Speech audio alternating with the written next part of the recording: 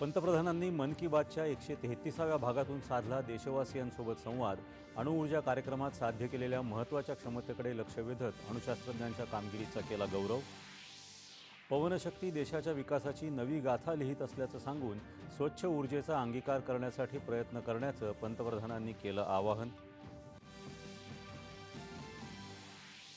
फ्रान्समधल्या गणित ऑलिम्पियाडमध्ये आतापर्यंतची सर्वोत्तम कामगिरी करणाऱ्या मुलींच्या चमूचं पंतप्रधानांकडून अभिनंदन. ऑलिम्पियाडमध्ये मुलींच्या वाढत्या सहभागाची केली प्रशंसा.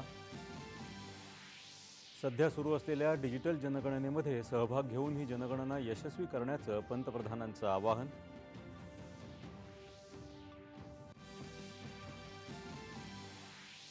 देशाच्या प्रगतीमध्ये कायदेविषयक शिक्षणाची भूमिका महत्त्वाची असल्याचं राज्यपाल जिष्णुदेव वर्मा यांचं प्रतिपादन.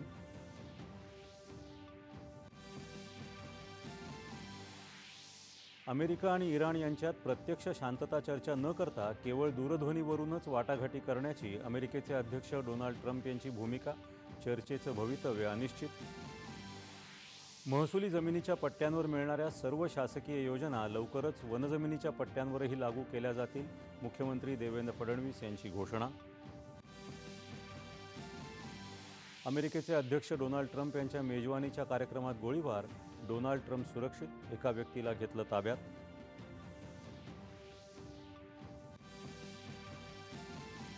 दक्षिण आफ्रिकेत सुरू असलेल्या महिलांच्या T20 मालिकेत चौथ्या सामन्यात भारतीय संघाचा दक्षिण आफ्रिकेवर 14 धावांनी विजय.